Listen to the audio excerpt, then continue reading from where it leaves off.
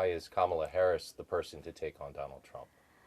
Well, listen, I'm a fighter, and I think that there's no question that we need someone who can successfully prosecute the case against 4 more years of Donald Trump. And when I look at it, there's a long rap sheet. It includes, a tax bill that benefits the top 1% and the biggest corporations.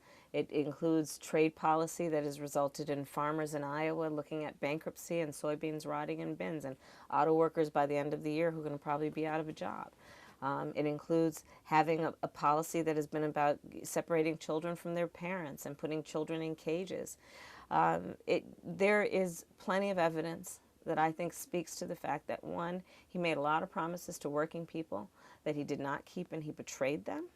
And also that he has been someone who has used the power of the president, the office of the president of the United States, in a way that has been about sowing hate and division among us instead of what true leadership should be about, which is not beating people down but lifting people up.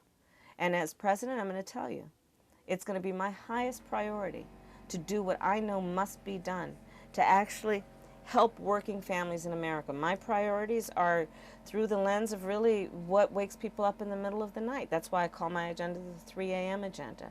So it's about what wakes people up in the middle of the night. It's about their health care. It's about their children's education. It's about, can they get a job and keep it, and get a job and keep a job and pay the bills by the end of the month.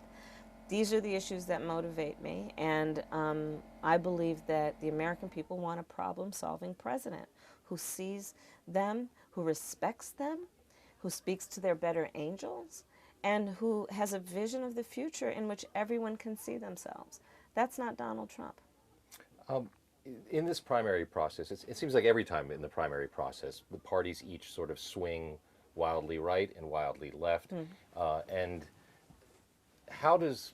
whoever wins the nomination, how do they come out of that process still in a position to win the general election and moderate Iowans? Yeah, I mean, I fully intend to win the election, and it will be about speaking to the issues that wake people up. It will also be about understanding the vast majority of us have so much more in common than what separates us. When people wake up thinking about their worries, it is never through the lens of the party with which they're registered to vote. It is never through the lens of some simplistic demographic some pollster put them in.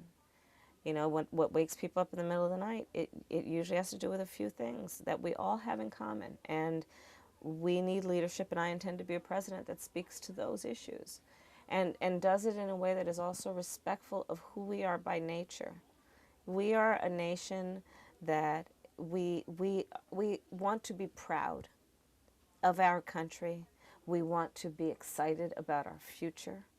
We want a president who understands and can see what can be and the possibilities and then speaks to that. So much of what I care about is investing in the people of our country and paying attention to the fact that we have become weak under this president. We really have. We've become weaker.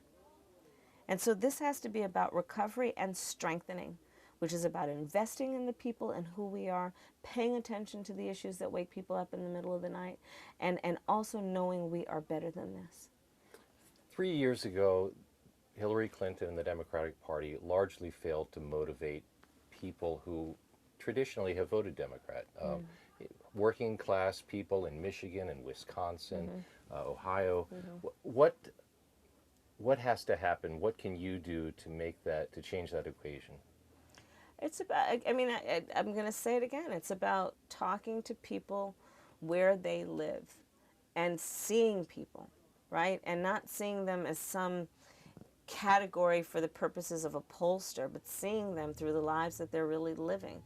So much of what I think about is through this lens. My mother raised me and my sister. We'd come home from school and she'd come home later from work.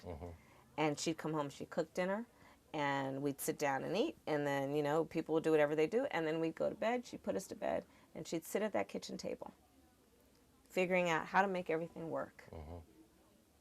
And when it comes to my priorities, I always think of them through that lens, because there are families across America who are sitting at that kitchen table, through midnight, trying to figure out how to make it all work.